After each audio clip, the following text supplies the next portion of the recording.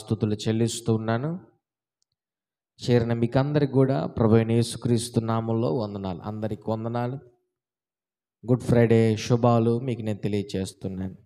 ప్రపంచవ్యాప్తంగా ఈ రోజున యేసుక్రీస్తు ప్రభువారి యొక్క శిలువ ధ్యానాలను మందిరాల్లో, ఆయా సభల్లో, మీటింగ్స్లో ధ్యానించడం ప్రత్యేకమైన విశేషంగా మనం చూస్తాం. యేసుక్రీస్తు ప్రభువారు చనిపోతే అది శుభ శుక్రవారం ఎందుకయింది, గుడ్ ఫ్రైడే ఎందుకయింది అన్న ఆలోచన చాలా మందిలో ఉంటుంది. ఒక మంచి మనిషి చనిపోతే ఆ రోజు చెడ్డదినం కదా, అది బాధాకరమైన రోజు కదా, మరి ఎందుకు గుడ్ ఫ్రైడే అని పిలిచారంటే, చనిపోయిన వ్యక్తి ఎందుకు చనిపోయాడంటే మనుషుల పాపాల నిమిత్తమై చనిపోయాడు. మనుషుల పాపముల నుండి విడుదల కలిగించిన రోజు, విముక్తి కలిగించిన రోజు కాబట్టి, మనుషుల పాపములన్నిటి కొరకై ఆయనే బలియాగంగా మారిన రోజు కాబట్టి ఇది గుడ్ ఫ్రైడేగా పిలవడం చూస్తాం. యేసుక్రీస్తు ప్రభువారు చేసిన 3.5 సంవత్సర సేవలో ఆయన చూపించిన ప్రేమ, ఆప్యాయత, జాలి ఒక ఎత్తైతే, ఆఖరి రోజుల్లో ఆయన చనిపోబోతున్నాడు లేదా ఇక కొంత సమయంలో చనిపోతాడు అనంగా ఆయన చూపించిన ప్రేమ చాలా గొప్ప, ఉన్నతంగా అనిపిస్తుంది. యేసుక్రీస్తు ప్రభువారిని అప్పగిస్తాడని చెప్పి, యూదా అప్పగిస్తాడని చెప్పి యేసయ్యకు ముందే తెలుసు. ఆయన ఎలా మరణించబోతాడన్న విషయం కూడా ఆయనకు ముందే తెలుసు. కానీ యేసుక్రీస్తు ప్రభు ఎక్కడ కూడా తనతో ఉన్న వారిని బాధపరిచే మాటలు మాట్లాడినట్లు, విమర్శించినట్లు, తిట్టినట్లు మనకు కనిపించదు. అంతెందుకు, పేతురుని గురించి కూడా తెలుసు యేసయ్యకి. నీవు నన్ను ఎరుగువని ముమ్మారు అబద్ధం చెప్తావు పేతురు అంటే పేతురు ఆశ్చర్యపోతాడు. ఆ సిచ్యువేషన్ పేతురుకు వస్తుందని తెలియదు, కానీ ముందే యేసయ్యకి తెలుసు. కానీ యేసయ్య ఏమాత్రం పేతురుని కోపగించుకున్నట్లుగా మనకు కనిపించదు. ఎందుకు ఈ మాటల మీద నేను చెప్తున్నానంటే, యేసయ్య ప్రేమ ఎంత గొప్పదో, ఎంత ఉన్నతమైనదో, ఎంత ఆశ్చర్యకరమైనదో మీకు నేను తెలియచేయాలని. సహజంగా ఒక మోసం చేసేవాడు, మనల్ని బాధ పెట్టేవాడు మన ప్రక్కనుంటే వారితో మనం ఎలా ప్రవర్తిస్తాం? చాలా హార్ష్గాను, ఎంతో కఠినంగాను, కటువుగాను మన మాటలు, మన తీరు, మన విధానం కనపరుస్తాం.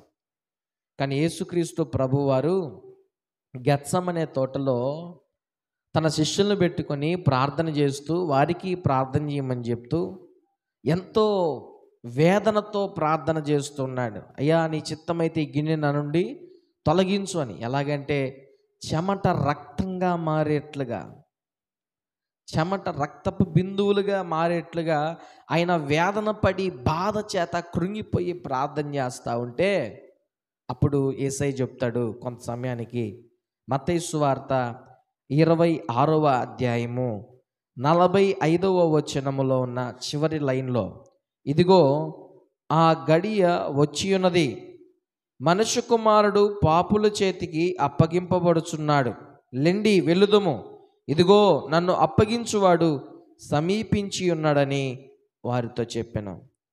ప్రార్థన చేస్తున్నప్పుడు యేసు శిష్యులతో చెప్పాడు, నా కొరకు ప్రార్థించండి అని. వారు నిద్రాభారం వలన, శరీర బలహీనత వలన వారు నిద్రపోతున్నారు, మరలా ప్రార్థన చేస్తున్నారు, నిద్రపోతున్నారు, మరలా ప్రార్థన చేస్తున్నారు. ఇలాంటి సమయంలో చివరికి మీరు పనుకోండి అని చెప్పిన యేసయ్యే కొంత సమయానికి మరలా ఏం చెప్పాడు?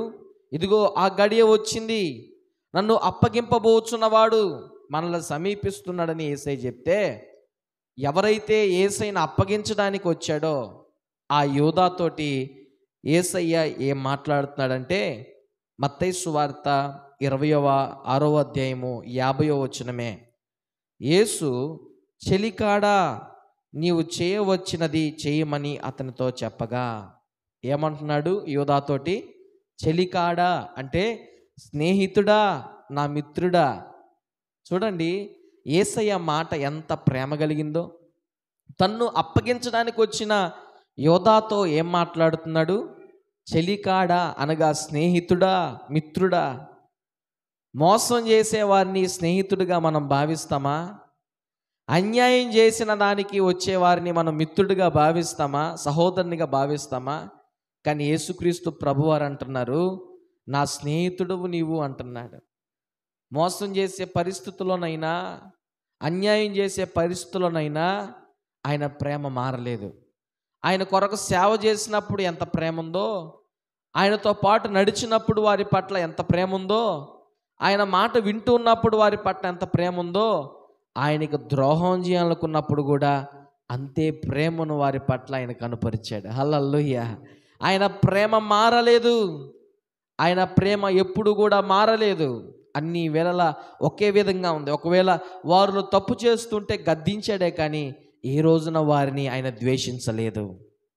ఏ రోజున ఆయన వారిని గేలితనంగా మాట్లాడలేదు, అవమానకరంగా మాట్లాడలేదు.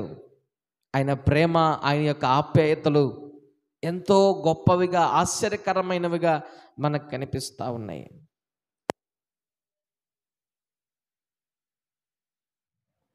యేసయ్యను పట్టుకొని పోయారు. యేసయ్యను పట్టుకొని పోతే యేసుక్రీస్తు ప్రభువు వారిని ఎంతగా గాయపరిచారంటే, యేసుక్రీస్తు ప్రభు వారిని ఎంతో గాయపరిచారు. ఆయన దేహాన్ని, ఆయన శరీరాన్ని రకరకాలుగా హింసించారు. నేరుగా ప్రధాన యాజకుల దగ్గరికి యేసయ్యను తీసుకెళ్ళి యేసయ్యను ఎంతగానో హింసించే విధంగా ఎన్నో పన్నాగాలు పన్నుతూ ఉన్నారు చంపేదానికి. సాక్ష్యాలు వెతుకుతూ ఉన్నారు, సాక్ష్యాలు దొరకట్లేదు. చివరికి ఇద్దరు వచ్చారంట. ఏమని? వీడు దేవాలయమును పడగొట్టి 3 రోజులు కడతాడని చెప్పి మాకు చెప్పాడు అని ఇద్దరు సాక్షులు వచ్చి యేసయ్య మీద నింద మోపుతూ ఉంటే, యేసుక్రీస్తు ప్రభు వారిని ఇంకా ఇంకా ఇంకా ఆయన మాటల్లో మరణానికి సంబంధించిన మాటను వెదకాలని ప్రధాన యాజకుడు ఇలాగ అంటున్నాడు. 26వ అధ్యాయము 63వ వచనం. అందుకు ప్రధాన యాజకుడు ఆయనను చూచి, నీవు దేవుని కుమారుడవైన క్రీస్తువైతే ఆ మాట మాతో చెప్పమని జీవము గల దేవుని తోడని నీకు ఆనబెట్టుచున్నాను నేను. అందుకు యేసు, నీవన్నట్టే ఇది మొదలుకొని మనుష్య కుమారుడు సర్వశక్తిని కుడిపార్శ్వమున కూర్చుండుటయు ఆకాశ మేఘారుడై వచ్చుటయు మీరు చూతురని చెప్పగా, ప్రధాన యాజకుడు తన వస్త్రము చింపుకొని, వీడు దేవదూషణ చేసెను, మనకిక సాక్షులతో పని ఏమి? అంటే అక్కడ ఎన్ని సాక్ష్యాలు వెతుకుతున్నా కూడా వారికి యేసయ్యకు మరణకరమైన దండన విధించేదానికి సరైన సాక్ష్యం దొరకట్లేదు. అప్పుడు వీరేమంటున్నారంటే, నీవు నిజంగానే దేవుని కుమారుడమైన క్రీస్తు అయితే మాతో చెప్పు అంటే యేసయ్య అంటాడు, ఇదిగో తండ్రి కుడిపార్శ్వమున నేను కూర్చొనియుట మీరు చూస్తారు, ఆకాశ మేఘారుడుగా నేను రాబోతున్న రోజున మీరు చూస్తారు అని చెప్తే, ఈయన ప్రధాన యాజకుడు ఏం చేస్తాడంటే తన వస్త్రాలు జింపుకొని దేవదూషణ చేశాడని యేసయ్యతో మాట్లాడుతున్నాడు. వస్త్రాలు జింపుకున్నాడంట, ఏదో భయంకరమైన ఘోర పాపం జరిగినట్లుగా. అంటే అక్కడ సొలొమోను కట్టించిన దేవాలయంలో యేసయ్య ఏమంటాడు, మీరు నా తండ్రిని వ్యాపారపు టిల్లుగా చేశాడంటాడు. మరలా కొంతకాలానికి దొంగల గుహగా చేశారంటాడు. వ్యాపారపు టిల్లుగా మందిరాన్ని మార్చేసినప్పుడు గుడ్డలు జింపుకోలా, మందిరాన్ని దొంగల గుహగా మార్చినప్పుడు గుడ్డలు జింపుకోలా. పాపాలు, అక్రమాలు, అన్యాయాలు మందిరాలు జరుగుతూ ఉంటే, ఆరాధన తప్ప మిగతా అన్నీ జరుగుతుంటే అప్పుడు గుడ్డలు జింపుకోవాలనిపించాలి ఆయనకి. యేసయ్యని చంపేదానికి గుడ్డలు జింపుకోవాలనిపించింది, ఏందో పెద్ద నేరం మోపేసినట్లుగా. గమనించండి, ఒక అధికారంలో ఉన్న వ్యక్తులు, రాజులుగా ఉన్న వ్యక్తులు ఎదుట మనిషి నిలబడితే ఆ మనిషిని గురించి ఆ మనస్తత్వం ఏంటో చాలామంది చెప్పేస్తారు. పోలీసులు కావచ్చు, డాక్టర్స్ కావచ్చు, వీరందరూ కూడా మనుషుల యొక్క సైకాలజీ తెలిసిన వారు కాబట్టి అనేక మందితో వారు ముందు కొనసాగుతూ ఉంటారు. కాబట్టి దొంగలు, వ్యభిచారులు, ఎన్నో రకాలైన వారు వారి ముందు వస్తూ మాట్లాడుతుంటారు. కాబట్టి వారి సైకాలజీ తెలిసి ఉంటుంది. కాబట్టి వారు ఎలాంటి వారో చాలా వరకు చెప్పేస్తారు.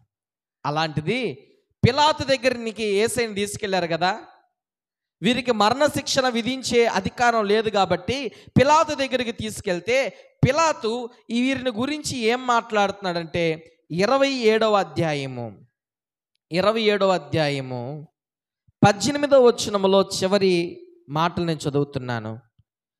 ఏలయనగా వారు అసూయ చేత ఆయనను అప్పగించిరని అతడు ఎరిగి ఉండెను. హల్లెలూయా. ఏమి ఎరిగి ఉన్నాడంట? అసూయ చేత. యేసయ్యతో కలిగిన ఇబ్బంది, యేసయ్యతో కలిగిన పరిస్థితి ఏంటి అంటే వీరి మాట ఎవరు కూడా వినటం లేదు. మట్లాదివారం రోజున యేసయ్య యెరూషలేములో జయప్రవేశం చేస్తుంటే పరిసయ్యులు మాట్లాడుకుంటారు, మనం చేసిన ప్రయత్నాలన్నీ విఫలం అయిపోయినాయి, ఇదిగో లోకమంతా కూడా ఆయన వెంట పోవచ్చున్నారు. అంటే అక్కడున్న ప్రజలందరిలో యేసయ్య పేరు మారుమ్రోగిపోయింది. ఇదిగో ఈ యేసయ్య యూదుల రాజు, ఈయన చచ్చిపోయిన వారిని బ్రతికిస్తాడు, కుంటి వారిని స్వస్థపరుస్తాడు, చూపు లేని వారికి చూపునిస్తాడు, ఈయన కుష్ఠరోగుల్ని స్వస్థపరుస్తాడు, ఇదిగో ఈయన ఒక మంచి మార్గాన్ని బోధిస్తాడు, ఈయన బోధలు ఎంతో గొప్పవిగా ఉంటాయి, మనుషుల్ని మార్చేస్తాయని అందరూ కూడా యేసయ్యకు బిడ్డలుగా మారిపోతూ ఆయన వెంబడిపోతూ ఉంటే వీరికి అసూయ కలిగిపోయింది. ఇక మన ప్రయత్నాలు ఏమాత్రం కూడా చెల్లెట్లుగా కనిపించట్లేదు. మందిరంలో మా వాళ్ళు వ్యాపారాలు చేస్తుంటే ఆ బండులు దోసేస్తున్నాడు, మందిరాల్లో మా వాళ్ళు మోసాలు చేస్తుంటే ఆ మోసాలు అడ్డగిస్తున్నాడు. మనకి ఇంకేది కూడా అవకాశం ఉండేటట్లేదు యేసయ్య వల్ల. మన అక్రమాలు బయట పెట్టేస్తున్నాడు, మన పాపాలు బయట పెట్టేస్తున్నాడు. ఒక పాపపు స్త్రీని చంపడానికి చిన్నోడి నుంచి పెద్దోడి దాకా రాళ్ళు పట్టుకొని వచ్చారు, రాళ్ళతో కొట్టి చంపాలని. మీలో ఎవడు పాపం చేయలేదో వాడు మొదట రాయి వేయండి అంటుంటే అందరూ కూడా సైలెంట్గా ఉండారు. అప్పుడు యేసయ్య నేల మీద ఏదో రాస్తున్నట్లుగా కనిపించి వారిలో ఒకడు చూశాడు, రాస్తున్నట్లు కనిపిస్తే అమ్మో నా పాపాలు యేసయ్య రాస్తున్నాడు భూమి మీద అని చెప్పి ఆ రాళ్ళు విడిచిపెట్టి వెళ్ళిపోతారు. అంటే అక్కడున్న మనుషులకి భయం కూడా ఉంది, మా పాపాలనైనా బయట పెట్టేస్తున్నాడు, మారమని చెప్తున్నాడు, మంచిగా ఉండమని చెప్తున్నాడు. అక్రమాలతోటి, అన్యాయాలతోటి, మోసాలతోటి, దుర్మార్గంతో ఈ లోకంలో శాంతి రాజ్యాన్ని స్థాపించలేం, ప్రేమతోనే శాంతి రాజ్యాన్ని స్థాపించాలని చెప్పిన ప్రేమతో శాంతి రాజ్యాన్ని స్థాపించేస్తున్నాడు, వ్యభిచారులకు క్షమించేస్తున్నాడు అంటారు కదా. నీవు ఏ అధికారముతో? యేసయ్య సోమవారం రోజున, మంగళవారం రోజున ఆ మందిరంలో చేరి తిరుగుతూ ఉంటే వీళ్ళు ఏమంటారో తెలుసా? నువ్వు ఏ అధికారముతో ఈ పనులన్నీ చేస్తున్నావు, ఏ అధికారంతో ఈ పనులన్నీ చేస్తున్నావు అంటే అప్పుడు యేసయ్య అంటాడు, బాప్తిజమము పరలోకము నుండి వచ్చిందా లేదా చెప్పండి, ఈ లోకం మనుషుల నుండి కలిగిందా అంటే వారు పరలోకం నుండి వచ్చిందంటే ఇబ్బంది, మనుషుల నుండి వచ్చిందంటే ఇబ్బంది అని లిటికేషన్ క్వశ్చన్ యేసయ్య అడిగాడని చెప్పి మాకు తెలియదని చెప్తారు. అయితే ఏ అధికారంతో చేశానో మీతో కూడా నేను చెప్పనంటాడు. అంటే ఈ మాట చెప్పేదానికి కారణం ఏంటంటే ఈ ప్రధాన యాజకులకి యేసయ్య అంటే అసూయ అయిపోయింది, కుళ్ళైపోయింది.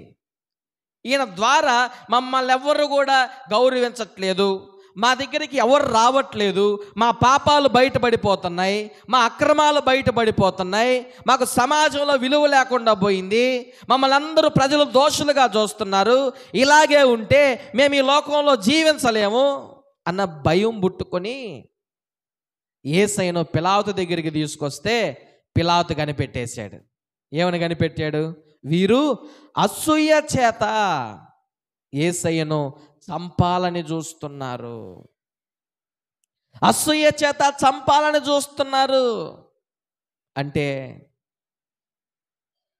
ఆ ప్రధాన యాజకులు ఎంతకు తెగిస్తున్నారో మనం ఆలోచించవచ్చు.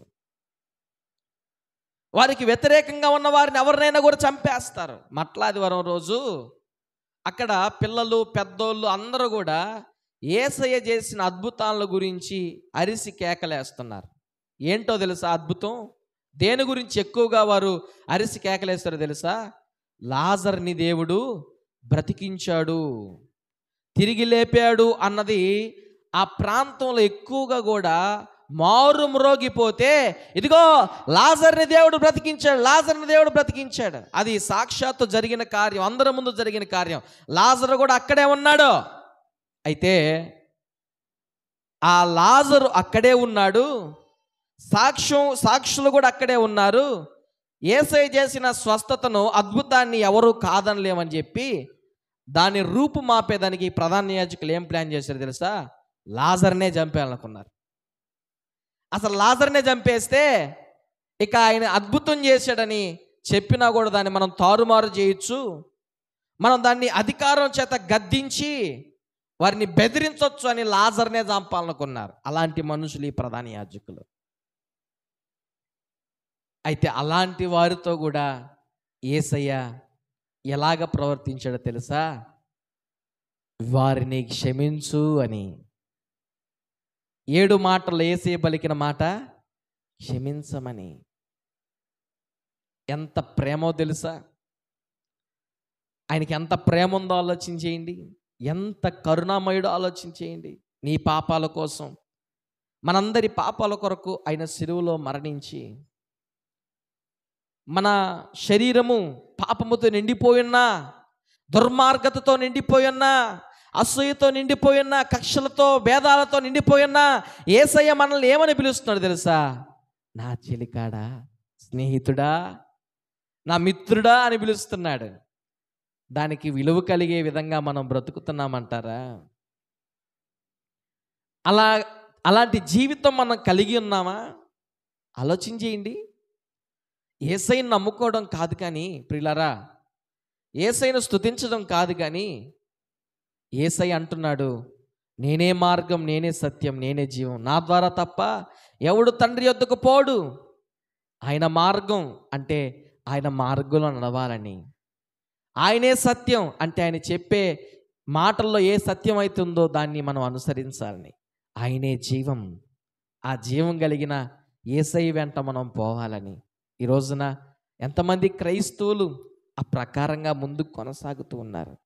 చిన్నపాటి శ్రమలకు, చిన్నపాటి కష్టాలకు యేసయ్యను విడిచిపెట్టి వెళ్ళిపోతూ ఉన్నారు. గడిచిన దినాల్లో నేను వెళ్తున్న మందిరములో ఒక 4 యవనస్తులు బ్యాప్టిజం తీసుకునేదానికి ముందుకు వచ్చారు. వారితో నేను చెప్పిన మాట ఏంటో తెలుసా? మనం యేసయ్యను నమ్ముకున్నా చచ్చిపోతాం, యేసయ్యను నమ్ముకోకపోయినా చచ్చిపోతాం. యేసయ్యను నమ్ముకున్నా కష్టాలు వస్తాయి, యేసయ్యను నమ్ముకోకపోయినా కష్టాలు వస్తాయి. అయితే నీ జీవితంలో ఎప్పుడూ కూడా యేసయ్య నాకు అన్యాయం చేశాడని చెప్పకూడదు అని చెప్పాను. యేసయ్య ఎవరికి అన్యాయం చేయడు. మన ఆలోచన, మన క్రియల ద్వారానే మనం బాధపడతాం.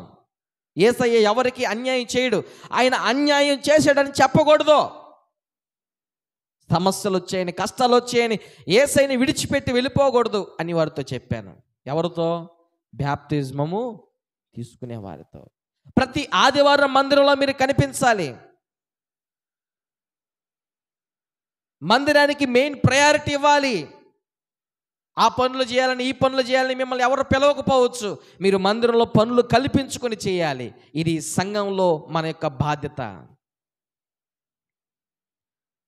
దేవునికి విధేయత కలిగి సంఘంలో మనం జీవించాలి.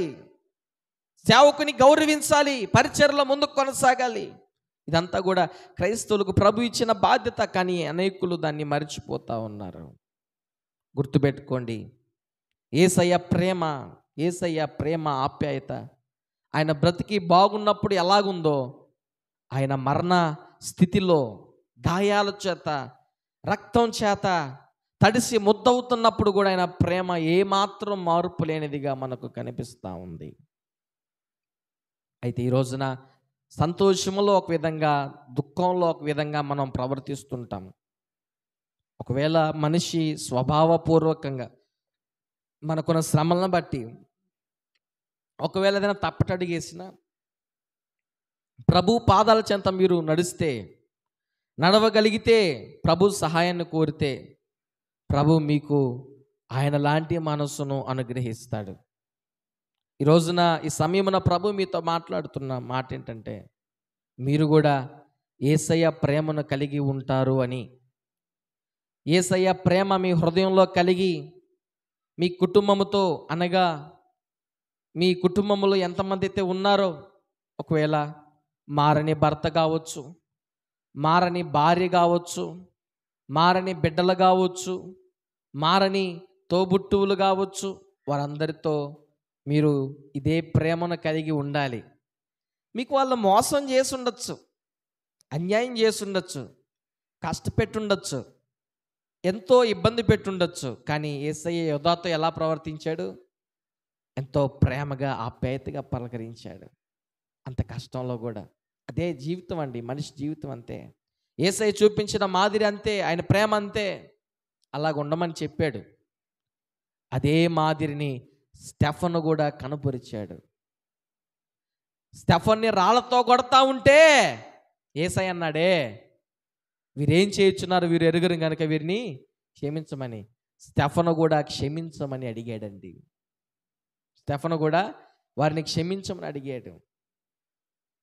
ఎంతో గాయపరుస్తుంటే స్టెఫను యేసయ్య మాదిరిని తీసుకున్నాడు. ఈ రోజున మీరు కూడా అలాంటి మాదిరిని తీసుకుంటారా? అలాంటి ప్రేమను హృదయంలో ఉంచుకుంటారా? ప్రభు మీకు సహాయం చేస్తారు. తల వంచి కళ్ళు మూసుకుందాం, ప్రార్థన చేసుకుందాం.